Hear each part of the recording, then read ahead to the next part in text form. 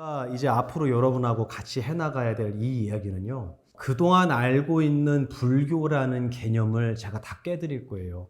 이거는 제가 똑똑하거나 제가 잘나서 그러는 게 아니고요. 실제로 경전, 불경이라는 걸 들여다보면은 이 목탁 막 치고 중얼중얼 읽으면은 소원 들어주는 거라고 생각하시는 분 혹시 계세요? 솔직하게 얘기해서 괜찮아요. 저는 그랬거든요. 저는 출가 전에 그렇게 생각했어요. 막 목탁 치면서 중얼중얼 읽으면은 뭔가 내가 이루지 못할 무언가를 이루어주는 그런 종교라고 생각을 했어요. 그래서 저는 스님들을 별로 안 좋아했어요. 미안한 얘기지만. 내가 중이 될 줄 누가 알았겠어요? 왜 그렇게 생각을 했냐면, 아니, 스님네들 사시는 거 보면은 어린 제 눈에, 제가 중학교 때 절에 들어갔는데, 어린 제 눈에는 너무너무 한심해 보이는 거예요, 스님들의 삶이. 아니, 왜 사내 대장부가 이 땅에 멀쩡히, 4대 60 멀쩡히 갖고 와서 왜 저러고 살지? 왜 돈을 벌고 가정을 이루고 명예를 얻고 국가에 큰 이바지를 하는 게 난 맞다고 생각을 하는데 왜 저러고 살지? 라고 너무너무 건방지게 생각을 한 거예요, 제 스스로가. 거기다가 플러스 알파가 뭐였냐면, 아니, 나는 노력하지 않고 얻는 거는 난 그거 사기라고 생각하는데, 근데 많은 분들이 목탁 치면서 스님이 기도를 해주면 무언가를 대신 얻어주는 것이라고 생각하는 분들이 대부분이더라고요. 저 역시 그랬고. 그래서 저는 이 불교라는 걸 별로 안 좋아했던 것 같아요. 근데 어느 날 제가 열반하신 이자각자 큰 스님을 딱 뵀는데 사자 같은 분을 만났어요. 이 세상에 어떤 것도 두려울 게 없는 분을 만난 거예요. 가장 두려운 게 뭔지 아세요, 여러분? 죽는 거예요. 그거를 두려워하지 않는 분을 처음 만났어요. 그래서 그때가 저 이제 중학교 1학년 때인데, 그래서 그분 밑에 가서 공부를 하기 시작한 거예요. 그러니까 제가 이런 강의를 한다고 했을 때, 제가 강의를 여기저기서 많이 했는데, 강의를 한다고 할 때 가장 저에게 이 큰 핸디캡이 뭔지 아세요? 가장 큰 거. 뭐라고요? 학교? 학교 뭐 어떤 거예요? 아, 저를 너무 띄엄띄엄 보시는데요? 아, 지금 저를 초졸로 보신 거예요? 아, 우선 이름이 뭐라 그러죠? 김명? 아니에요? 아, 여기다 써놔야지, 이렇게. 무시 이렇게 써놔야지. 농담입니다.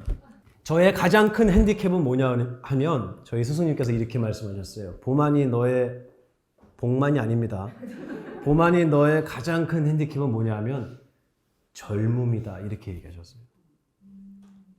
제가 젊다라고 하는 게 너의 가장 큰 걸림돌이 될 거라고. 아무리 훌륭한 얘기를 하고 아무리 올바른 얘기를 하고 우리의 삶과 이 정신세계를 관통하는 정말 중요한 진리를 너가 이야기한다고 하더라도 너의 젊음이라는 것은 너의 발목을 계속 잡을 거라는 거예요. 저는 정말 많이 느꼈습니다. 정말 많이 느꼈어요. 그래서 어떻게 하면 나이 들어 보일까 이런 생각을 한 적이 있어요. 근데 그렇게 되는 게 아니더라고. 나이를 먹었다고 그러면 무게가 실리느냐? 그게 아니더라는 거예요. 시간이 지나고 가만히 보니까 그게 무슨 뜻이냐면요. 젊음이라는 것은요. 그릇이라는 얘기더라고요. 제 그릇에 저는 굉장히 많은 것들이 차 있다고 생각했어요. 근데 그릇 바닥을 보려면은 제일 확실한 게 어떻게 하면 되냐면요. 거기 들어있는 거를 쏟아보면 돼요. 맞죠? 제가 정말 이 강의를 앞으로 뭐 얼마나 해나갈지 몰라도 하면서 저의 그동안 있었던 이야기들, 많은 것들 여러분한테 다 얘기해 드릴 거예요.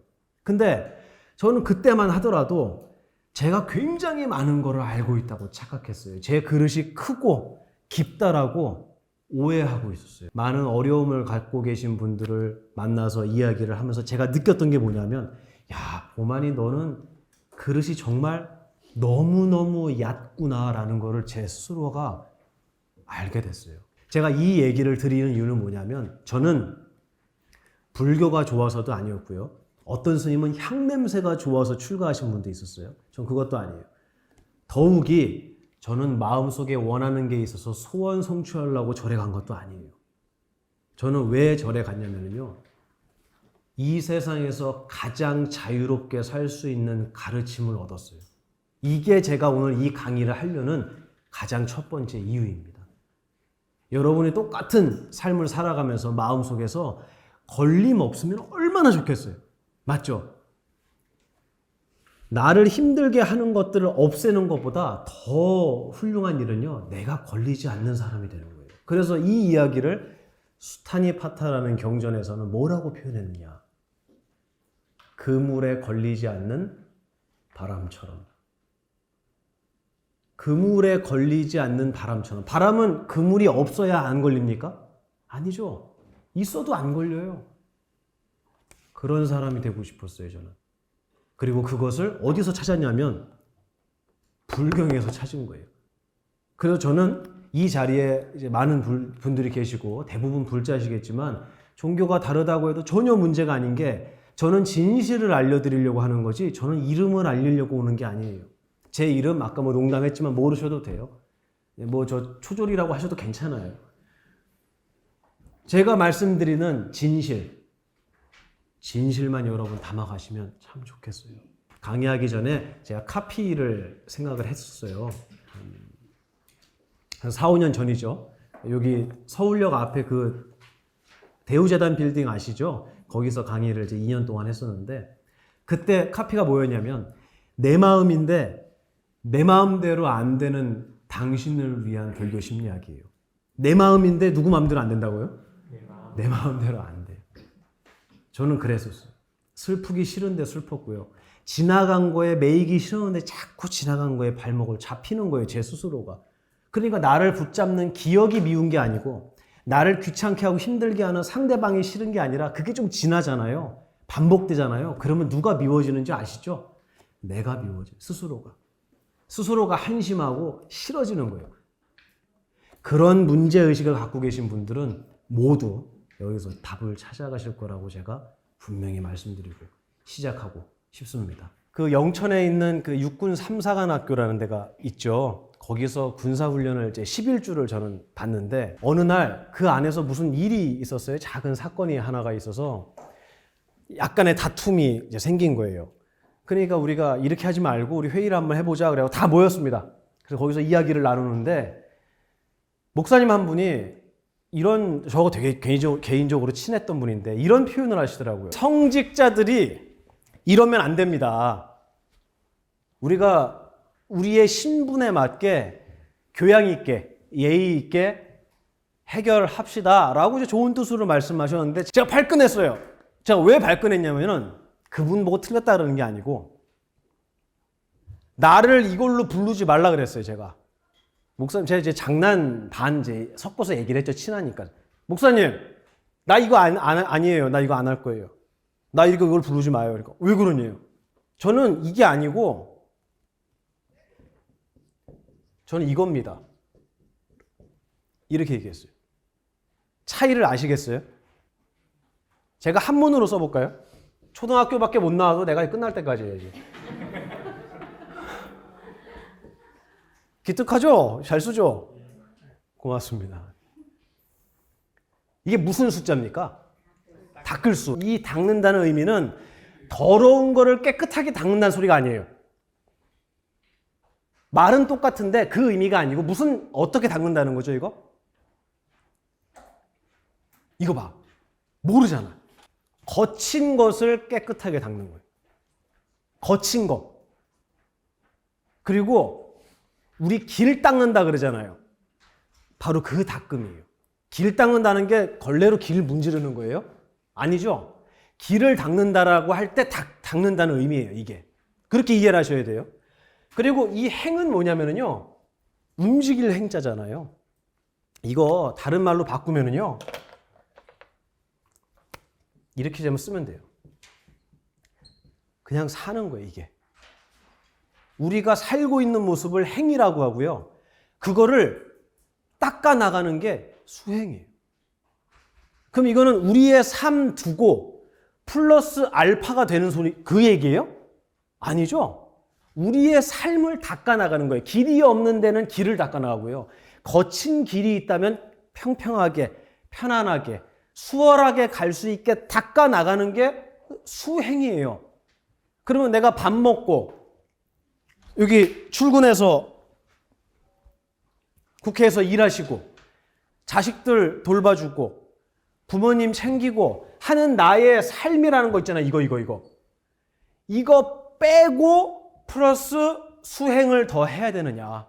그렇다면 저는 출가를 안 했을 거예요, 아마. 이미 이것만으로도 너무 일이 많잖아요, 여러분. 맞죠? 벅찰 만큼 많잖아요. 그리고 어디서 우리는 힘든 걸 느끼냐면요. 어디서 고통이라는 걸 느끼냐면 여기서 느끼는 거예요. 아닙니까? 맞아요. 그러면 여기서 고통이 느껴진다면 어디서 고통을 해결해야 되는 거예요? 여기서. 근데 왜 이거 그대로 두고 왜 플러스 알파를 시키면서 여기서 행복이 올 거라고 왜 이렇게 알려주냐 이거예요. 누가? 우리 스님네들이. 제가 그 얘기를 하는 겁니다. 우리 이거 바꿔나가자는 거예요. 아니 나 너무 행복하게 잘 사는데 내가 도대체 부처님 앞에서 왜 3000배를 해야 돼? 왜 내가 뭔 죄를 졌길래? 문제는 이 사는 거. 이거 닦아나가는 게 불교의 핵심이다. 이거 그대로 두고 이만큼 더 해. 라고 얘기한다는 것은 저는 올바른 수행이라고 생각 안 해요. 그래서 어떤 분들이 저한테 물어봐요. 보만 스님은 무슨 수행을 하십니까? 라고 물어보면 저는 그분한테 이 얘기를 먼저 해주고 싶어요. 당신이 생각하는 수행이라는 단어하고 내가 생각하는 거하고는 다릅니다. 우리 수행이라는 말부터 맞춰 놓고 나서 그 다음에 당신은 무슨 수행을 합니까? 라고 물어봐야 돼요. 맞죠? 이 작업은 2600년 전에 이 불교에서 교육시킬 때 했던 방법이에요. 그게 뭐냐면 우리의 삶이라는 것의 정체가 뭐냐. 이게 도대체 뭔데 나는 이 속에서 헤매고 있고 허우적대느냐 이거예요. 우리는 삶을 살아가는 존재고요. 삶을 살아간다는 것은 누구나 행을 하고 있다는 얘기고요. 이 행을 하는 누구라든지 반드시 필요한 게 뭐다?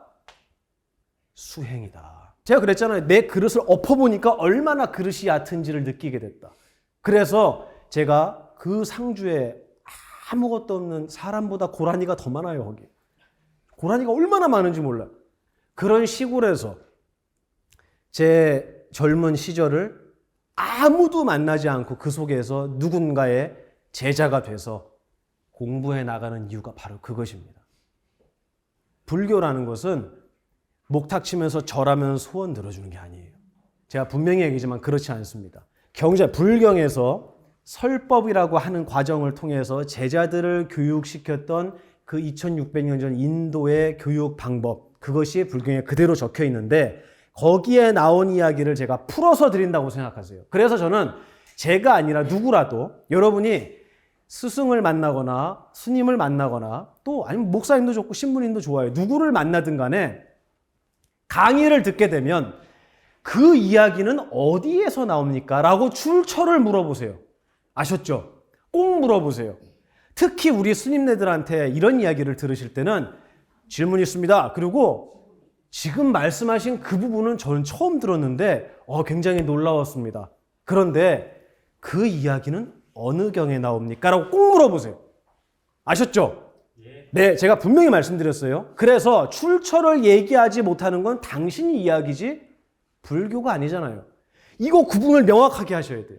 그래서 제가 이 자리에 서서 여러분께 드리는 말씀들은 나의 이야기를 섞지 않으려고 저는 정말 살얼음판을 위를 걷듯이 말 한마디를 잘못하면 여러분들은 그게 진실인 줄 알고 그것이 불교인 줄 알고 돌아가실 거 아니에요. 그래놓고 뭐라고 하느냐. 야, 내가 이번에 국회 가갖고 복만 스님 강의를 들었는데 복만 스님은 본인은 성직자가 아니라고 하더라. 또 그것만 발췌를 해갖고 나가서 그렇게 얘기를 해요. 그래놓고 내가 직접 들었어. 이러면은 왜곡이 되기 시작하는 거예요. 항상 잊지 마세요. 강의를 듣고 마음속에 무언가를 담기 전에 실례지만 죄송하지만 저도 한번 따로 보고 싶어서 그러는데 그게 어느 경에 어느 부분에 나옵니까? 라고 꼭 여쭤보시기를 제가 간곡하게 바랍니다. 저는 이 자리에 스님이 저기 뒤에 저기 한 분 카메라 앞에 서 계신 저 월가 스님이신데요. 저하고 동국대 학번이 같아요. 동기예요. 그래서 20년이 훨씬 넘는 시간 동안 저하고 같이 수행하시는, 스님은 해병대에 계시다가 군종장교로 같이 저하고 이제 전역을 하셨는데, 스님 한 분밖에 없으니까 제가 이제 농담 삼아 말씀을 드리는데요. 우리 스님네들이 제발 부탁하는데, 제가 이제 머리 깎은 지가 이제 좀 있으면 30년이 돼요. 이 시간 동안 제가 스님들에게 정말 부탁하고, 제가 공부하고 나서 부탁하고 싶은 게 뭐냐면, 제발 부디 깎은 머리하고요, 이 승복 뒤에 숨지 말라고 얘기하고 싶어요. 지금 와서 이 강의를 듣겠다고 앉아 계시듯이 우리 스님네들도 계속 끊임없이 공부해야 되는 거예요. 끝도 없거든요, 이거는. 근데 마치 이 옷을 입고 머리를 깎으면 그때부터 나는 완성된 이것인 양 생각을 해버리는 거예요. 저는 옳지 않다고 생각합니다. 제 이야기가 건방지게 들릴지는 모르겠지만 저는 모든 스님이 끊임없이 배워야 된다고 생각해요. 제 동생 스님이 있거든요. 제 친동생이에요. 근데 해인사 이제 동진 출가하셨는데, 그 스님은 이제 군종장교를 안 가고 일반 병으로 가셨는데요. 거기 갔더니 국방부에서 무슨 이렇게 그 가정에 대한 조사를 또 하나 봐요. 저한테 전화가 왔어요. 부대에서. 그래서 뭐 누구누구시 형님 되시냐고. 그래서 예, 그렇습니다. 진짜 무능력자십니까? 이렇게 물어보는 거예요. 어느 부분이 무능력자냐고 제가 물어봤어요. 그랬더니 이렇게 얘기하더라고요. 아, 네, 맞아요. 네, 저 무능력자 맞습니다. 제가 이 얘기를 왜 하냐면, 제가 국회에 와서 우리 최로정 권사님도 아시는 어떤 분이에요. 어떤 분이 찻집에서 저를 만나갖고 저한테 노골적으로 뭐라고 하시는 줄 아세요? 이 스님네들은 대한민국 국가 경제에 일만의 도움이 안 되는 사람들이래요. 첫 번째가 왜냐면 자식이 없잖아요. 자식도 안 나요. 저출산 시대에, 정말 이 인구 절벽의 시대에 자식도 안 나. 그리고 돈도 안 벌어. 경제활동도 안 해. 그러니까 당연히 뭘 안 내요? 세금도 안 내. 여기도 뭔가 쌓인 게 좀 있으신 것 같은데 크게 대답이 나오는데, 국가 경제에 아무 도움이 안 된대요. 그 제가 뭐라 그러겠어요, 그분한테? 맞습니다. 미안하지만 맞습니다. 그분이 물어보는 게 그거예요. 당신의 역할은 뭐냐는 거예요. 대한민국 국민으로서 보만 스님의 역할은 뭐냐 이거예요. 저는 그 얘기가 너무너무 이 피부에 와닿았어요. 최초예요. 처음이자 마지막으로 저한테 그 얘기를 하신 분이 있었어요. 혼자 생각을 많이 했습니다, 제가. 야, 그래, 너의 역할은 뭐냐? 저는 이 자리에서 여러분에게 어떠한 역할을 하는 사람일 거예요. 바로 그 역할은 뭐냐면요, 여러분의 지도가 되드리겠습니다. 어떤 지도는요, 지도를 이렇게 펼쳐보시면은요, 우리 휴대폰으로도 보잖아요. 지도를 펼쳐보면 지도의 내용이 변해요, 안 변해요? 사실이죠, 그것은. 여기에 고속도로가 있고요. 여기서 톨게이트가, 여기서 이쪽 가면 톨게이트 나옵니다. 이게 보는 사람마다 다른 거예요? 아니에요. 진실이에요, 그것은. 다시 바꿔 얘기하면 저는 있는 그대로의 이야기만 해드릴 거예요, 여러분한테. 근데 이 지도는, 대한민국 지도는 대한민국을 설명하는 거잖아요. 저는 어떤 지도를 여러분한테 드리냐면 내 정신의 지도를 그려드릴 거예요. 제가 불교 심리학 그랬잖아요. 근데 심리학은 이 말을 진짜 잘 붙였어요. 이게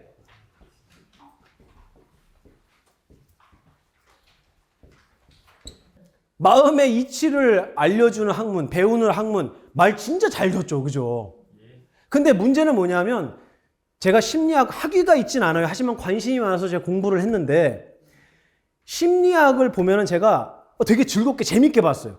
되게 재밌게 그걸 읽었는데, 한 가지, 이 부분은 어둡구나라고 하는 걸 느꼈어요. 여기 혹시 심리학 전공하신 분 계세요? 다행이네. 막 떠들어도 모를 거 아니에요, 이제. 뭐냐면 심리학은요, 우리의 말과 행동 또는 심리적인 어떠한 작용을 탐구하는 거예요. 그래서 이 사람이 화를 내잖아요. 그러면 도대체 왜 이 사람이 화가 날까? 화가 나게 되는 건 어떤 이유가? 또 어떤 사람이 뭔가 자기 스스로의 굉장한 뭐라 그러나요? 그 피해의식이 있어요. 그러면 이 피해의식이 어떠한 모습으로 표출이 되는가? 굉장히 중요한 거예요. 그죠? 어떤 사람은 화를 내기도 하고요. 어떤 사람은 소심해지기도 하고요. 거기에 다 이름을 붙여놨어요. 진짜 부지런한 분들이에요. 이거 공부하시는 분들. 대단한 분들이에요. 근데 제가 알려드리려는 거는 뭐냐면요. 이 이야기가 아니에요. 우리가 살아가면서 화를 내기도 하고 짜증도 내고 사랑도 하고 미움도 하는 수많은 정신의 작용들을 우리는 가지고 있거든요. 그 작용에 대한 이야기를 하려는 게 아니에요. 바꾸어 얘기하면 자동차를 타고요. 여의도도 오지만 부산도 갈 수 있잖아요. 저는 부산이나 여의도나 우리 도각사가 있는 경상북도 상주시를 가려고 하는 이런 얘기를 하는 게 아니에요. 저는 무슨 얘기를 하냐면 자동차가 뭔지를 얘기하는 거예요. 여러분이 알고 있는 불교는 대부분 이럴 거예요. 마음에서 화가 나면 어떻게 해요? 화를 알아차려라. 화를 내려놔라. 또 마음에서 욕심이 일어나면 어떻게 해요? 욕심을? 맞아요. 욕심을 버려라. 마음을 비워라. 욕심을 내려놔라. 저는 묻고 싶은 거예요. 이거 왜 생기죠? 어떤 원리로 이런 것이 생겨나는지를 누가 설명했냐고요? 아무도 없어요. 아무도 없습니다.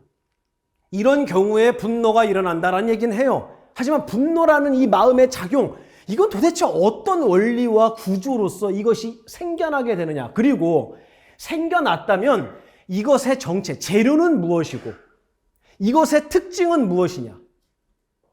이게 화내지 말란 얘기예요. 지금 제가 얘기하는 게? 아닙니다. 그렇습니다. 이게 제가 강의하는 것의 가장 중심이 되는 결이에요.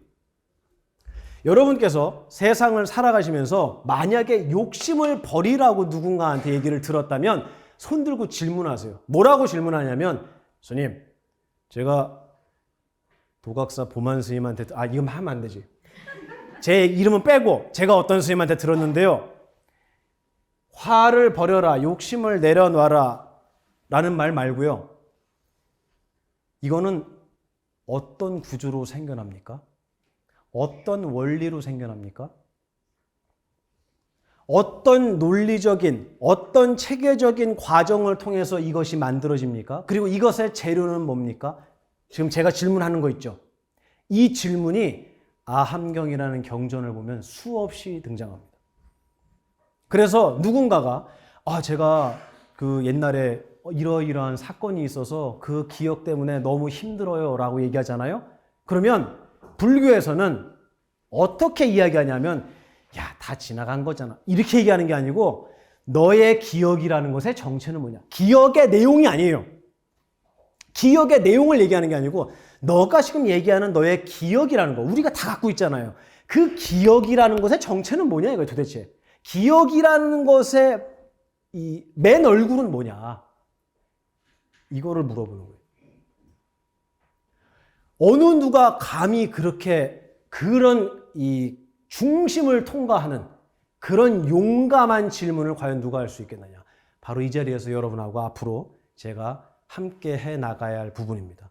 저는 여러분에게 욕심 버리라고 얘기 안 해요. 왜냐하면 제가 청송교도소를 6년 동안 이렇게 얘기하면 안 되지. 청송교도소를 이제 6년 동안, 이게 뭐라 그래야 돼요, 그러면? 들어간 거잖아. 예. 가서 이제 수많은 청송교도소가 다녀오신 분 계세요? 4개 교도소로 돼 있어요. 1, 2, 3, 4로 돼 있는데 1교도소는 그나마 이제 좀 이제 모범수들. 그래서 이분들은 이제 공장에서 일도 하고 그러고 이제 2교도소는 이제 대부분 독방이에요. 어쨌든 거기 들어가서 이제 우리가 아는 유명한 분들 많이 계시잖아요. 이제 그런 분들 만나고 같이 이제 강의하고 상담하고 이거를 이제 6년 동안 했는데, 네. 근데 거기 있는 분들이 다 그렇게 얘기하는 거예요. 이것 때문에 자기 인생 망했다 이거예요. 화 때문에. 그리고 이것 때문에 망했다 이거예요. 근데 제가 뭐라고 얘기를 했냐면, 우리 마음에 욕심이라는 능력이 있다 없다? 있다. 어떻게 한다고요? 그렇죠. 확실히 다르네. 공부 많이 하신 분들. 욕심을 부렸잖아요. 제가 이 얘기를 왜 하냐면 청송교도소 갔는데 거기 누가 나왔어요. 젊은 친구가.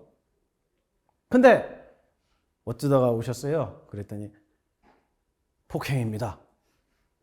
그러면 그 사람한테 주먹이 있단 얘기예요? 없단 얘기예요? 그거 손 내밀어 보세요. 이제 확인해야 돼요? 아니죠. 이 얘기를 왜 하느냐? 욕심을 여러분이 부렸다면 여러분 정신 속에는, 여러분 마음 속에는 욕심이라는 능력을 이미 갖추고 있는 거예요. 갖고 있는 거예요. 이 얘기는 또 왜 하느냐? 욕심이라는 능력을 갖고 있으면 욕심을 써먹어야겠어요? 내려놔야겠어요?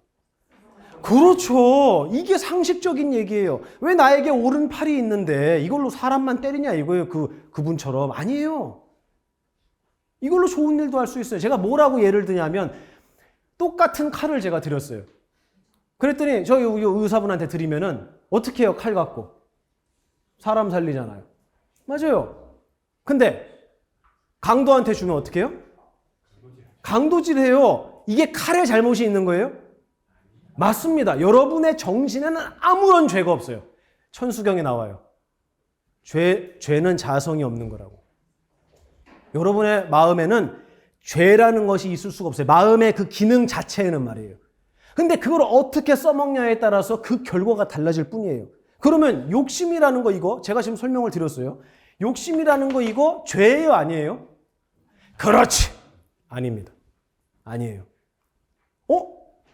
그거 어느 경에 나와요? 질문하라 그랬죠. 18불공법이라는 게 있어요. 그게 뭐냐면 부처와 중생의 갖지 않은 18가지 능력을 얘기해요. 거기에 욕이 나옵니다. 욕. 이거. 다시 얘기하면 부처에게도 무엇이 있다? 이걸 어디서 확인할 수 있냐면 부처님의 생애 뭐 제가 여기서 그 얘기를 할 건 아니지만 어쨌든 한 나라의 왕자가 성을 뛰어넘었다는 거 정도는 아시잖아요. 그죠? 예. 왜 뛰어넘었죠? 나 행복해지려고 그러는 거예요. 나 늙기도 싫고 난 병드는 것도 싫고 죽는 건 더 싫고 먹고 살기 위해서 출근하는 것도 싫어. 맞죠, 여러분? 다 싫은 거예요, 난 그게. 나 그거 안 하고 살고 싶어. 나 행복하게 정말 아무 거에도 매이지 않게 살고 싶어라는 무엇이 있었다? 그렇죠. 이게 있었던 거예요. 우리 정신의 이 능력을 그분께서는 이 세상에서 초월하고 싶은 거예요. 아무 거에도 매이고 싶지 않은 것에 이걸 썼고요. 우리는 어디다 썼냐? 물질 이런 뭐가 있어 보이잖아요. 마트에서 생선 세일할 때 한정 판매하잖아요. 그때 어떻게 해요? 방송 나오면 달려가야죠. 그때 써먹는 거예요, 이거를. 똑같은 우리 정신의 욕심이라는 능력을 과연 어떻게 써먹었느냐. 이 화라는 능력은 우리가 어떻게 써먹었느냐. 돌아보자고요. 여기에 무슨 죄가 있어요, 도대체? 여러분 정신에, 여러분 마음에 도대체 무슨 죄가 있어서 왜 그렇게 자기 스스로를 힘들게 했어요? 왜 이러면 안 된다고 계속 스스로한테 채찍질을 했냐 이거예요. 도대체 왜? 아무도 안 알려줬으니까. 뭐를요? 이거를. 행복한 길을 가기 위해서는 반드시 알아야 할 게 있어요. 그게 바로 뭐냐면 우리 정신의 구조예요. 이거 알아야 돼요. 이거 알면 소음이 생기잖아요. 자동차에서. 그러면 전문가들은 어떻게 해요? 소음 딱 들으면 어디서 소리 난다는 거 알죠? 근데 우리는 마음에서 소리가 나요. 잡음이 나요. 어떤 잡음? 짜증도 나고요. 화도 나고요. 원망도 하고요. 미워도 하고요. 후회도 해요. 잡음이 나와요. 근데 이게 어디서 나는 소리인지 알아요? 몰라요. 왜 모르죠? 이걸 모르니까. 구조를 모르니까. 모양이 없습니다. 보이는 게 아니에요. 저하고 같이 오신 분이 저희 뒤에 엔지니어가 한 분 계신데 저분이 IT 기업 다니다가 그 회사에 사표 던지고 분당에서 상주로 이사 왔어요. 저희 절로 이사 오신 분들이 27명이 있거든요. 애기들 데리고 막 이사를 왔어요. 근데 저분이 뭐라 그러냐면 이런 이야기들은 참 어려운 부분이 물건이 없대요. 판매할 물건이. 제가 여기서 이런 설명을 해놓고 이러니까 전기장판 하나씩 사라 이거 얘기해도 되잖아요. 근데 저번에 뭐냐면 이거는 물건이 없대. 팔 물건이. 그래서 물건이 있으면은 이거 자 이제 뜯어봅니다 해놓고 드라이버로 풀러갖고 자 뚜껑이고요. 그러면 누구라도 아 이렇게 되어 있는 거구나. 근데 제가 설명드리는 이거는요 물건이 없어요. 그러니까 이거를 분해해야 되는데 어떻게 해야 될지 모르겠는 거예요. 저희 도각사에 스님이 10분 계시는데 제가 중학교 3학년 때 절에 와서 출가하신 분이 계세요. 그분이 의사예요. 제일 재밌어 했던 게 해부학이었대요. 그래서 왜 그게 그렇게 재밌으셨냐 여쭤봤더니 밖에서는 이거 소개가 보여요? 안 보여요? 안 보여요. 근데 열면은 이제 어떻게 돼요? 새로운 세계가 펼쳐지잖아요. 아, 이게 뭐야, 이거 큰 거 이거. 아, 이게 간이구나. 이거 뭐지? 아, 이건 위구나. 각 기관에다 이름을 붙여요. 맞죠? 이름 붙인다. 이름을 붙이고 나면 두 번째 해야 할 일이 있습니다. 뭐죠? 그렇지. 기능을 알아내야 돼요. 이게 뭐 하는 기관이냐. 이름을 붙이고 기관의 기능을 알아내요. 그 다음에 뭐 하는 줄 아세요? 관계를 설명해요. 맞죠? 네. 여기가 망가지면 여기가 이렇게 된다고. 여기가 안 좋아진 이유는 이것 때문이다. 서로의 관계를 설명해요. 이름을 붙이고 뭘 한다고요? 그 다음에 기능을 알아내고요. 그 다음에 관계, 다시 얘기해서 역할을 설명합니다. 제가 여러분하고 앞으로 계속 해나가야 될 것은 바로 이거 세 개예요. 이제 앞으로 해나가야 될 이야기는 야, 나한테 이런 능력이 있었어? 우리는 기억을 써먹는 거는 자신 있어요. 그래서 얼굴 딱 보면은 아, 옛날에 이랬던 사람 바로 기억나요. 순식간에. 그래놓고 그 기억을 끌고 와서 그 다음부터는 무슨 짓을 하냐면 그 기억에 안경을 딱 써요. 안경이 빨간색이면 세상이 다 어떻게 보이겠어요? 그렇게. 그것처럼 내 기억을 끌고 와서 기억에 안경을 써요. 불교에서는 굉장히 중요한 부분이에요. 앞으로 공부해 나가실 텐데 기억에 안경을 쓰고 세상을 분별하기 시작합니다. 우리 다 그렇게 해요, 안 해요? 해요. 그래서 아까 우리 부사님들 만났을 때 옛날에 저 민원실에 근무할 때 만나서 그때 되게 즐거웠어요 라고 얘기하셨잖아요. 얼마나 다행이에요. 내가 욕을 했다고 생각해봐요. 그때 기억에 안경을 끼고 보만 스님 보면 아, 옛날에 나한테 저 욕했던 스님. 이렇게 저를 분별하기 시작하는 거예요.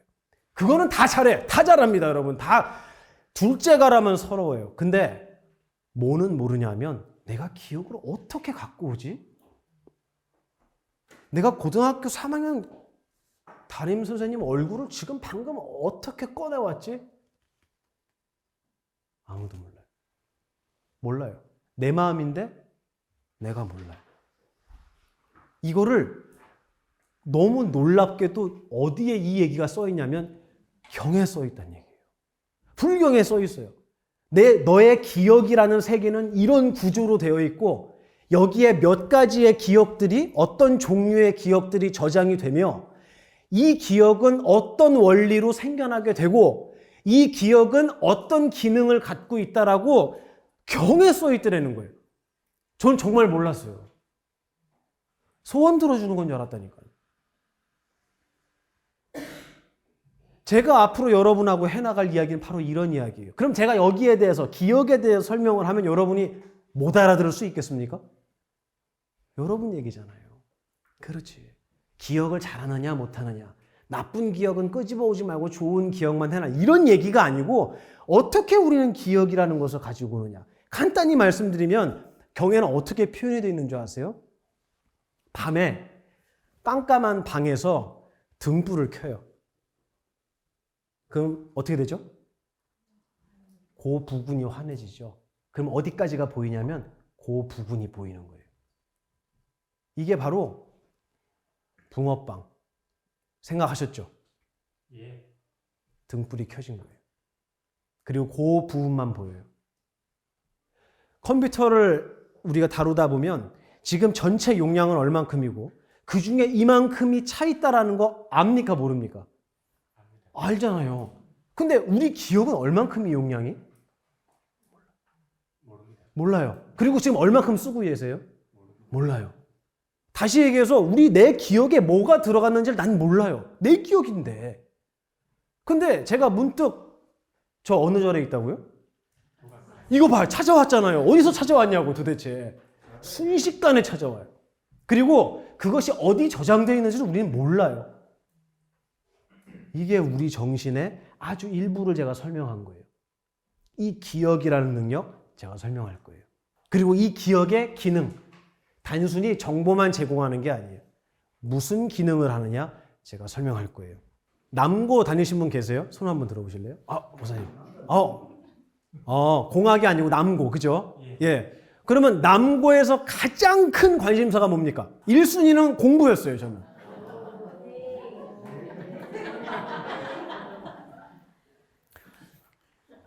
미안합니다. 근데 제가 1학년 1반 13번이었습니다. 1학년 1반 13번이었는데 그 길 건너면 여고가 하나 있었어요. 근데 여고도 1학년 1반 13번이 있지 않겠어요? 그래서 반끼리 쪽지를 왜 이렇게 집중을 해요? 근데 지금 반끼리 쪽지를 주고받는 거예요. 그래서 그 반에서 꼭 노는 애들이 있잖아요. 공부 안 하고. 그래서 반에 1번부터 뭐 몇 번까지 전부 다 쪽지를 쓰라 그래요. 그리고 그거를 여고생들하고 바꾸는 거예요. 어떻게 보면 펜팔이죠. 휴대폰이 그때 없었으니까 낭만이 있잖아요. 그런 게. 그래서 그 친구가 어디다 담았는지 박스인지 뭔지 뭐에다가 그 쪽지를 담았어요. 그래서 이걸 이제 바꿔야 되는 거예요. 그 여고생들하고. 그 학교에 가기 전에 근데 그날 저녁에 야간 자율학습 시간에 담임 선생님한테 걸렸어요. 그거를. 제가 아직도 기억나요. 그 선생님. 갖고 오라 그러더니 바닥이 이런 타일이 아니고 그 시멘트로 돼 있었어요.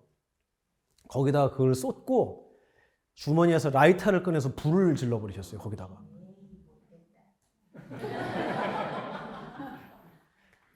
너네들이 지금 이거 할 때냐 이거예요. 근데 우리가 심각해요? 안 심각해요? 그거 보는 애들이. 근데 다행히 그걸 보고 다 웃었어요. 왜냐면 또 쓰면 되거든. 중요할 게 없어. 또 쓰면 돼. 교실에서 그래서 그걸 불을 태우신 거예요. 재밌는 일이잖아요. 제가 그날 절에 돌아와서 저희 스승님께, 큰 스님께 스님 오늘 사실 이렇게 있었는데 그렇게 됐습니다. 그랬더니 너도 썼냐? 이렇게 물어보시더라고요. 예, 썼죠. 그 전달이 안 돼서 어떡하냐? 그래서 아니요, 괜찮습니다. 재밌었습니다. 그랬더니 뭐라 그러시냐면 저한테 여러분 자제분들이 계시잖아요. 그럼 이 자리에 사실 와갖고 들어야 돼요. 근데 안 계시니까 꼭 전달해 주세요. 자제분들한테 뭐라고 전달해 주냐면 큰 스님께서 저한테 해준 얘기 그대로 제가 해드릴게요. 보면아, 넌 쥐를 보면 무슨 생각이 드냐고 물어보셨어요. 쥐 보면 무슨 생각 들어요? 시궁창에서 막 헤엄치다가 쫙 젖어갖고 시궁창 물에 젖어서 기어 나왔어요. 새양쥐 말고 시궁쥐. 꾸정물에서 헤엄치다 젖어갖고 기어 나왔어요. 물에서. 어때요? 어떤 생각 들어요? 무서워요. 또? 징그러워요. 그리고요? 더럽죠. 근데 고양이는 그거 보고 무슨 생각할까? 이렇게 물어보시더라고요. 그렇지. 먹고 싶다. 맛있겠다. 재밌겠다. 그렇지. 갖고 노니까. 저보고 제가 그 대답을 했어요. 그렇게. 고양이는 맛있겠다라고 생각하지 않을까요? 너도 그렇게 보여. 아니요. 저는 굉장히 더러워 보입니다. 그러면 쥐가 너 앞에서는 더럽게 있다가 고양이 앞에 가서 맛있게 변한 거냐고 물어보시더라고요. 그럼 뭐가 달라진 거예요? 보는 자가 달라졌잖아요. 그렇죠. 그거를 보는 자가 달라졌어요. 그거를 불교에서는 견해라고 얘기합니다. 견해. 그리고 견해라고 이거는 제가 지금 현재 우리나라에서 쓰는 한국말로 바꾼 거고 경전에서는 이거를 견정, 보는 힘이라고 이야기를 합니다. 보는 정기라고 얘기를 해요. 똑같은 걸 바라보는데도 보는 자의 눈에 따라서 그게 징그러워 보이기도 하고 맛있어 보이기도 한다는 거예요. 이 얘기를 왜 해주셨을까요? 큰 스님께서 저한테? 너가 지금 고등학교 1학년짜리의 견해로 야, 저 여자, 저 여학생은 진짜 예쁘다. 몇 학년짜리 눈이에요? 그렇지. 너가 대학 가서도 걔가 예뻐 보일까?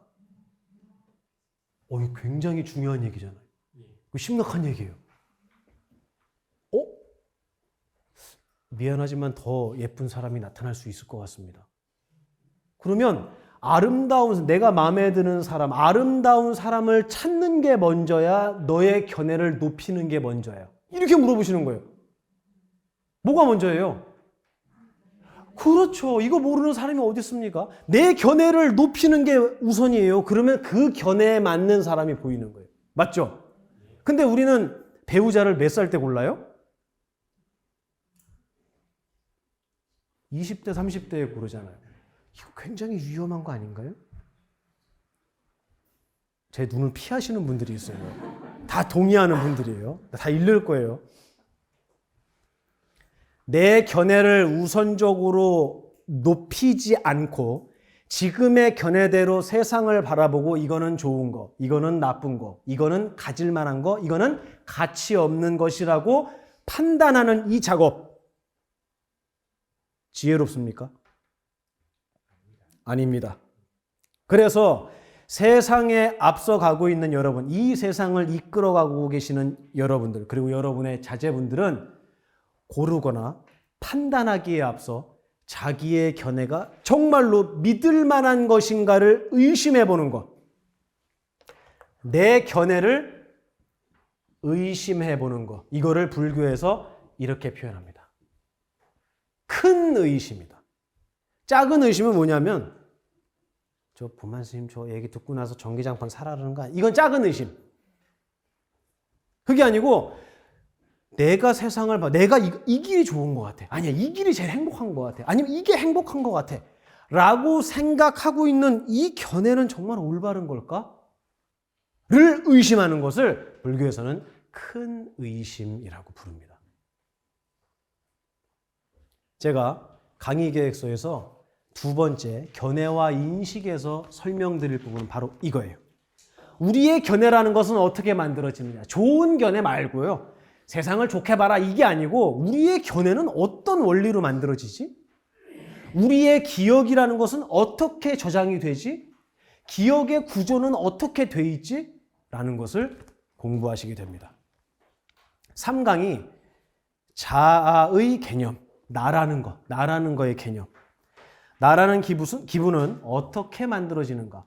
우리 나라는 기분 계속 바뀌어요, 안 바뀌어요? 바뀌어요. 그래서 여러분 거울 볼 때마다 거울 보시죠, 부사님. 거울 볼 때마다 무슨 생각하세요?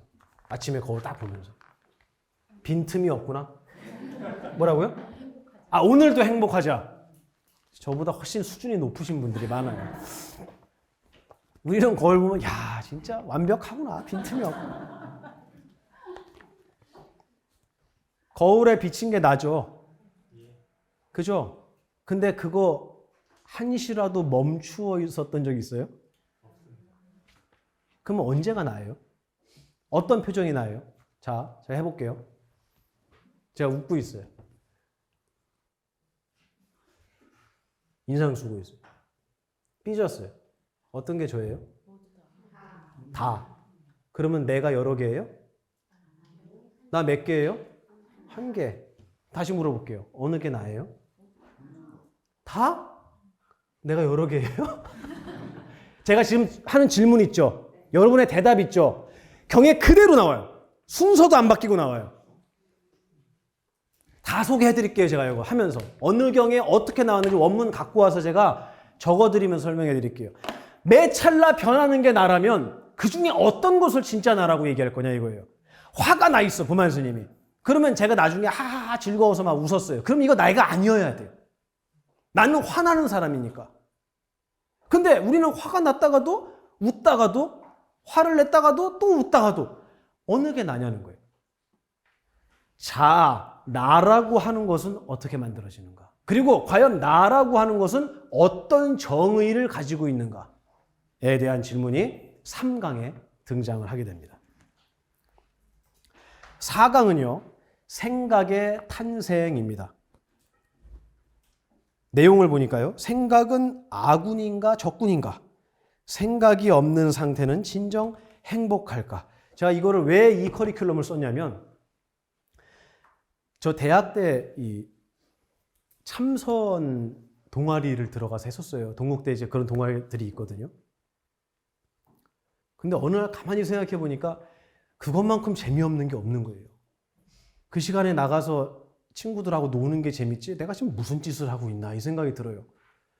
어떤 남자가 직장을 다니는 가정 있는 남자가 실제로 있었던 일이에요. 참선을 배운 거예요. 여기 해보신 분 계세요? 참선 수행 나 해봤다. 해보셨어요? 예. 네. 어떤 생각이 드세요? 그 참선 수행 하시면서? 갖가지 생각이 다 일어납니다. 그죠? 맞아요. 이게 정답이에요. 저는 무념무상에 빠졌습니다. 이렇게 얘기하지 마세요. 제가 거짓말인 거 다 아니까. 별별 생각이, 평소에는 하지도 않던 생각이 다 5만 가지 생각이 옛날 일부터 뭐 그때 돈 빌려주고 맞다 안 받았구나 그거. 이런 생각이 다 일어나는 거예요. 저도 그랬어요. 이게 뭐 하는 짓인가 싶었어요. 근데 왜 그랬냐면은 원리를 모르고 했기 때문이에요.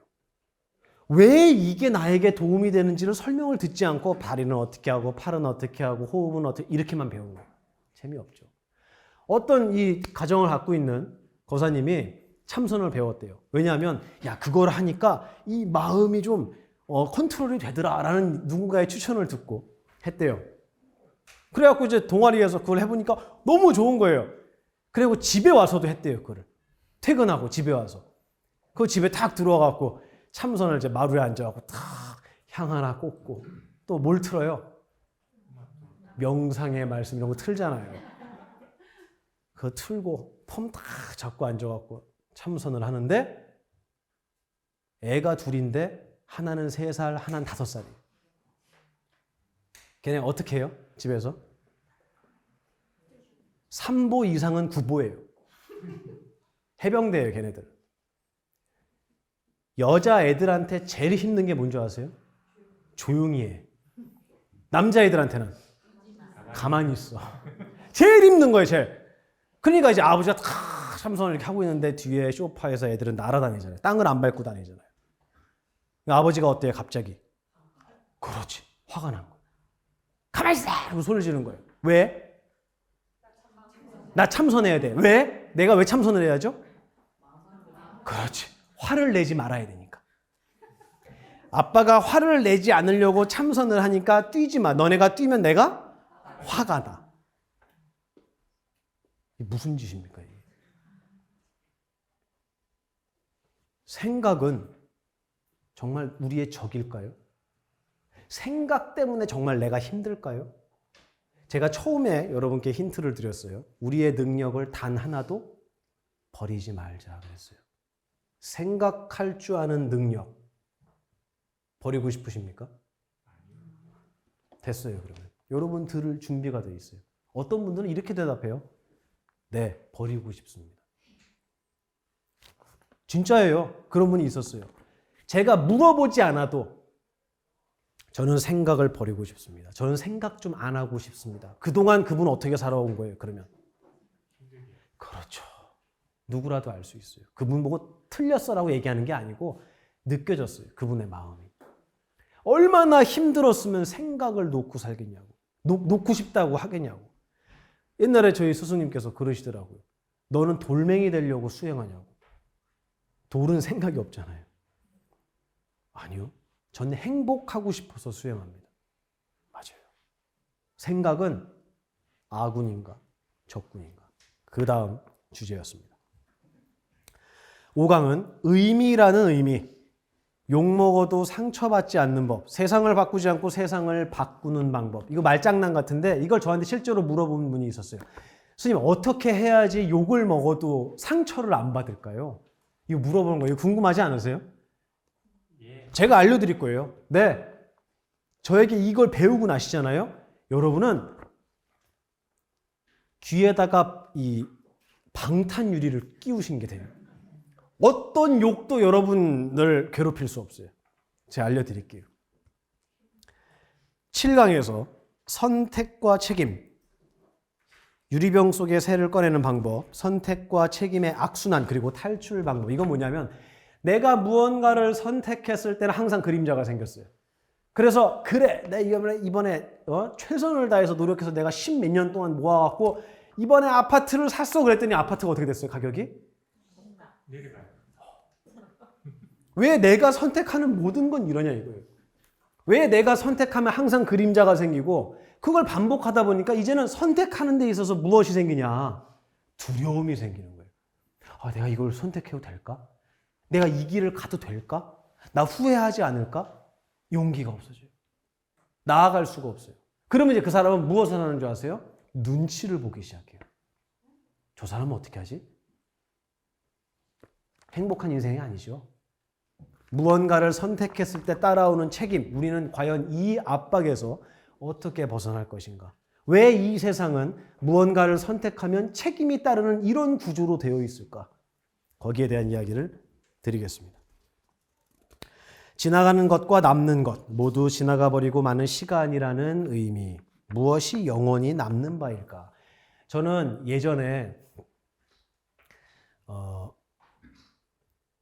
다 지나가고 하나도 남지 않는 세월 참 어떻다? 무상하다. 그렇죠.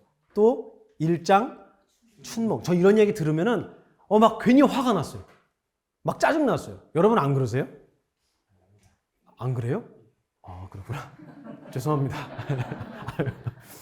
저는 막 짜증이 난 거예요. 왜 그랬냐면 왜 기운 빠지는 얘기를 해? 왜 그래? 근데 안 지나가요? 지나가요? 시간은? 지나가죠. 우리가 알고 있는 시간이라는 거는요. 여러분 다 이렇게 생각하실 거예요. 일직선상에 요 가운데가 지금이에요. 현재예요. 그러면 지금 이전은 다 뭐죠? 과거. 그리고 지금 아직 오지 않은 것은? 우리 이렇게 생각하죠. 불교의 시간관념은 이렇지 않습니다.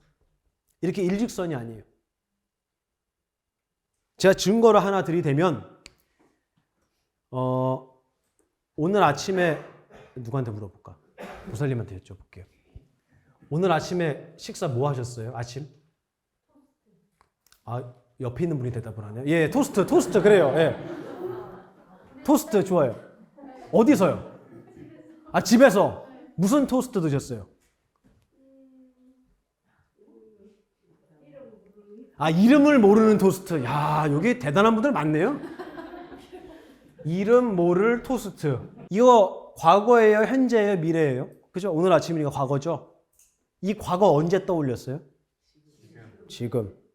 그렇지. 그럼 내일 일은 상상하면 언제 상상할까요? 지금. 그러면 보살님 실례지만 몇 년 동안 살아오셨습니까? 제가 보니까 한 40년 정도 된 것 같은데. 이거요? 알았어요.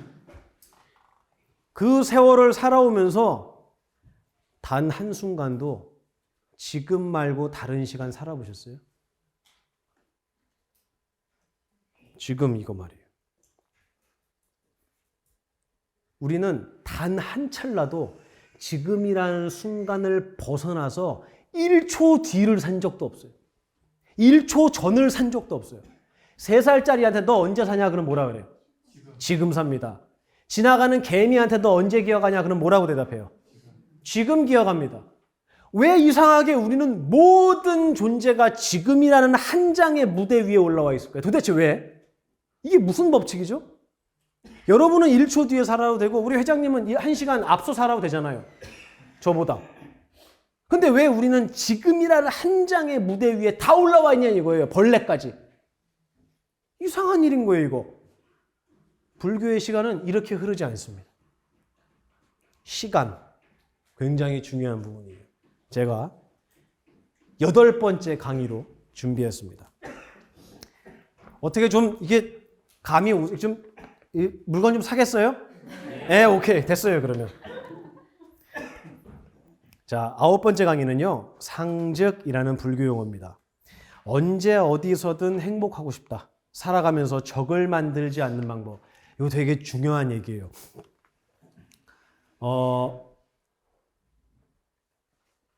부처님 제세시에 계실 때 어떤 스님이 굉장히 큰 병에 걸렸대요. 그래서 몸이 아프니까 아프면 어떻게 돼요? 추해져요. 초라해져요. 그죠? 다 겪어보셨잖아요. 그래서 저도 감기를 한 지금 보름 정도 앓은 것 같은데 감기를 보름 동안 정말 너무 힘들게 앓으니까 이렇게 됐어요. 그럼 그 전에 어땠단 얘기예요? 빈틈이 없었다니까. 되게 어떤 스님이 병에 들어서 힘들어졌던 거예요. 그래서 경전에 뭐라고 표현이 되냐면 자기가 토해놓은 거 그리고 자기가 배변한 거 위에서 뒹굴고 있었대요. 얼마나 불쌍합니까? 근데 놀랍게도 아무도 그분을 도와주지 않은 거예요. 그러니까 이분 마음에 막 이 원한이 쌓이는 거예요. 너무한다 다들. 근데 그 자리에 누가 오냐면 부처님이 오세요. 그래서 그걸 치워줘요. 닦아줘요. 그러니까 이 비구가 이 스님이 울기 시작해요. 왜 울겠어요? 감사함과 또 서러움, 미안함. 그러면서 부처님, 사실은 제가 이렇게 아파서 뒹굴고 있는 걸 수많은 스님들이 봤는데 아무도 저에게 도움의 손길을 내밀지 않았습니다. 하고 이 원망 섞인 목소리로 하소연을 했어요. 근데 우리 그 얘기들은 뭐라 그래요? 그분한테. 아유, 그랬어요. 아유, 얼마나 힘들었겠어요. 그래서 내가 왔잖아요. 내가 얘기해갖고 다들 도와주라고 할게. 이럴 것 같죠? 불교는 뼈를 때리는 이야기예요. 인정사정이 없어요. 왜냐하면 제가 왜 이렇게 얘기하냐면 제가 그랬죠. 지도라고. 지도에 인정사정이 있어요? 있는 그대로를 얘기할 뿐이에요. 불교는 있는 그대로를 얘기해요. 그래서 어떤 분들은 저한테 왜 불교는 이렇게 아프냐고 물어봐요. 왜 이렇게 아프게 얘기하냐고. 어떻게? 가을 지나면 겨울 옵니다에 어떻게 인정이 들어갈 수가 있어요. 그러니까 이제 막 하소연을 하니까 뭐라고 얘기하시냐면 너는 건강할 적에 몇 명의 병자들을 간호했느냐고 물어보세요. 기억이 안 납니다. 그래서 이렇게 된 거라고. 아프죠. 아파요. 근데 어떻게 그게 사실인데? 여러분은 몇 분 돌봐주셨습니까? 제가 지금 이렇게 같이 봉사활동하고 있는 단체가 있어요. 실제적으로 이제 운영하시는 분은 오늘 같이 오신 분들이 거기 이제 임원진 분들이고 저는 그냥 이거 있죠, 이거. 저희 교도소에서 들었어요. 뭐 했냐 그러니까 저 바지였습니다. 그래서 뭔 소리야 바지가 그랬더니 뭔지 아시죠, 그죠? 예, 저는 그 봉사단체 이제 이거예요. 여기서 뭐 하냐면은 시골 어르신들 위해서 우리 의사분도 저기 지난번에 오셔서 다 한 번도 안 빠지고 봉사를 하시는데 의사분들 4분 정도 하고 간호사 한 10명 그리고 봉사자 한 30명 해갖고 모여서 무엇을 하냐면 시골의 어르신들을 위해서 저희가 수액 봉사를 해요. 수액 놔드려요.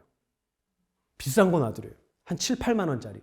한 번 놓을 때 300분을 해서 지금까지 70번 했어요. 그러니까 수혜자가 15,000명이 넘었어요. 얼마 전에. 모르는 분들은 이거 꼭꼭 할머니들 그래요. 아, 이거 왜 놔주는데야? 이렇게 물어봐요. 그 옆에 있는 할머니 뭐라는 줄 아세요? 절에서 그 연등 다루라고 놔주는 거야? 이렇게 얘기를 하는 거예요. 제가 얘기를 왜 하냐면 여러분은 몇 분 정도를 도와주신 기억이 있으시냐는 거예요. 이 세상은 인과응보의 세상입니다. 내가 했던 것에 대한 결과가 돌아오는 세상이에요. 맞죠? 세상과 나의 관계를 우리가 슬프게도 배운 적이 없어요. 우리는 세상을 어떻게 배웠는지 제가 한번 얘기해 볼 테니까 맞나 틀리나 들어보세요. 우리는 어떻게 배웠냐면 내가 노력하면 세상을 바꿀 수 있다. 첫 번째. 맞죠? 그렇게 배웠죠. 그래서 다들 각자의 자리에서 노력하시잖아요. 근데 내가 노력한다고 다 바뀌었어요? 아니에요. 예. 내가 노력을 했는데도 정말 속상하게 세상이 거기에 맞춰주지 않을 때가 있더란 말이에요. 야, 세상은 내가 못 바꾸는 거구나. 그러면 나는 어떻게 살아야 되냐면 힘든 거는 피하고 편한 것은 잡고 이렇게 생각이 바뀌는 거예요. 어떻게 사는 게 편하게 사는 거지? 이렇게 생각하는 거예요. 근데 세상과 나의 관계는 그렇게 만들어지는 게 아니더라는 거예요. 내가 살아가고 있는 세상, 그리고 그 속에 나, 이것이 어떤 관계인지를 설명하는 게 상즉이라는 불교 용어입니다. 마지막 10강인데요. 자유자재라는 말 들어보셨죠? 예, 불교 용어예요. 근데 이거 한문을 보면은요. 이게 무슨 자자입니까? 스스로자. 그렇죠. 이 정도는 잘 알아요. 이거 누가 립싱크를 하죠 지금? 말미암을 이루. 이거는 스스로자. 이거는요? 이거 불교 용어예요. 아세요? 예. 그대로 번역해 볼게요. 스스로에게서 말미암아서 어디에 존재한다? 스스로에게 존재한다. 나에게서 비롯돼서 나에게만 존재하는 거예요. 이 세상은 누구에게만 있다? 나에게만 있다. 이게 불교의 자유자재예요. 그래서 자유자재라는 말은 어떤 거와 비유가 되냐면요. 꿈하고 똑같다고 비유가 돼요. 꿈의 세계 있잖아요. 그 세계는 누구의 세계? 나의 세계. 그러면 지금 이 8간담 회의실에 몇 개의 세계? 800개. 그렇죠. 800개의 세계. 몇 개의 우주? 800개. 맞습니다. 맞습니다. 이게 화엄경에 그대로 나와요. 여러분이 앉아있는 자리마다 하나의 법계라고 얘기를 합니다. 하나의 우주가 만들어지는 거예요. 여기에 800명이 있으면 800개의 우주가 있는 거예요. 절에 들어가면 이제 사천왕문이라는 게 있어요. 그죠? 맨 처음 만나는 문이 뭐예요? 일주문. 그렇죠. 그 뒤에 들어간 법당 앞에 사천왕문이 있는데 거기에 4명 서 있잖아요. 그 뭐예요? 기도잖아요. 기도. 내가 너무 전문 용어를 쓰나? 바지, 기도 막 이런 얘기를 하니까 다 교도소에서 배운 거예요. 4분 서 있죠. 기도가. 그리고 손에 뭘 들고 있죠? 무기. 또 어떤 분은 악기. 그리고 발로 뭘 밟고 있어요. 이렇게. 사람 밟고 있잖아요. 사람을 밟고 있어요. 그거 보고 거기를 못 지나가는 분들이 있더라고요. 그래서 저한테 누가 질문을 했어요. 선생님, 저는 왜 그렇게 그게 무섭죠? 거기를 못 들어가서 이렇게 돌아간대요. 그래서 제가 그걸 큰 스님께 여쭤봤어요. 스님, 이런 분이 있었는데 거기를 못 들어가겠대요. 무서워서. 그랬더니 뭐라 그러시냐면 그 사천왕 그 얼굴이 되게 무섭게 생겼잖아요. 그죠? 그러니까 막 인상 쓰고 있으니까 무섭다는 거예요. 그 사천왕의 험상궂은 얼굴 있죠. 그 얼굴하고 너가 화낼 때 얼굴하고 누가 더 무서울 거 아니야. 그러시죠? 그 얘기를 듣는데 사천왕이 한참 낮아요. 나보다. 내가 더 무서워요. 왜냐하면 죽이고 싶은 생각도 하잖아요. 안 했어요? 지금 대답했어요. 했다 그랬다가 제가 쳐다보니까 안 했습니다. 이러네. 했죠? 맞아요. 우리에게 그 능력이 없냐는 거예요. 그러면 사천왕 4분 서 있는 거 누구의 모습이다? 그렇죠. 제가 그랬잖아요. 하나도 버리지 말라고. 불교에서 얘기하는 모든 상징들은 다 누구에 대한 얘기? 나에 대한 얘기. 그렇습니다. 나 열심히 30년 동안 틀고 앉아갖고 깨달음을 뻥 하고 무슨 로또 복권 맞듯이 깨달음을 얻고 나면 그러면은 그런 세계에 가고 그런 경치를 보는 게 아니고요. 이미 우리는 그것으로 되어 있어요. 이 깨달음이라는 말 있죠. 이 깨달음이라는 말을 저는 잘 쓰지 않아요. 왜냐하면 이 깨달음이라는 말에 굉장히 많은 부분이 오해로 돼 있어요. 우리가 깨달음 그러면 어떻게 생각하냐면 아까 방금 얘기한 것처럼 로또 복권 맞듯이 뭔가를 큰 깨달음을 얻는 거, 빵 터지는 거, 이걸 상상을 해요. 근데 아닙니다. 아니에요. 이거를 얻어야 행복해지는 게 아니라고. 결론을 얘기하면 우리가 이걸로 되어 있어요. 지금 저 앞에서 떠드는 분 무슨 스님? 보만 스님이라고 어떻게 했어요? 그렇지. 깨달았어요. 이 음식은 내가 별로 안 좋아하는 건데 오늘 나왔네 라고 깨달았어요. 처음 보는 밥을 먹었는데 야 이거 괜찮은데? 라고 깨달았어요. 이 앞에 계시는 천우정 회장님은 참 좋은 사람이라고 깨달았어요. 대답이 나오네 그래도 좀. 네, 축하드립니다. 예. 우리는 깨달음의 연속으로 살아가고 있고요. 깨달음만 가지고 살고 있어요. 그래서 이 깨달음이라는 말을요, 불경에서는 어떤 한자로 쓰는지 아세요? 그렇지. 깨달을 각자라고 써요. 도각사 할 때 각자예요. 이 깨달음을 불경에서는 각이라고 했는데요. 이 각을 다른 말로 뭐라고 하는 줄 아세요? 부처가 깨달음이고, 이 깨달음이 우리가 얘기할 한글로 얘기하는 이 깨달음이에요. 그러면 우리 지금 여러분 대답 잘했어요. 그렇게 깨달았고요. 이렇게 깨달았고. 다 대답하셨죠? 여러분 뭘로 되어 있다고요? 몇 찰나? 깨달음으로. 그러면 그 말을 그대로 한문으로 제가 적어볼게요. 우리는 중생이라고 그러잖아요. 한글로 적을게요. 일체 중생, 모든 중생이 본래부터 무엇으로 되어 있다? 부처로 되어 있다. 이거는 열심히 공부해서 부처가 되란 얘기예요? 아니죠. 우리가 알고 있는 깨달음이라는 개념이 좀 바뀌어야 되는 거예요. 그래서 실제로 경에서 깨달음이라는 용어를 어떤 식으로 사용하는지를 우리가 확인해 봐야 되잖아요. 그 작업을 저하고 마지막 강의에서 하시게 될 겁니다. 오직 나의 깨달음이고 내가 깨닫는 대로 세상이 그렇게 나에게 보이게 된다라는 이 과정을 저하고 10번째 강의에서 공부하시게 될 겁니다. 오늘 강의는 여기서 마치겠습니다. 감사합니다. 이 영상이 좋으셨다면 좋아요, 구독, 알림 설정까지 부탁드립니다.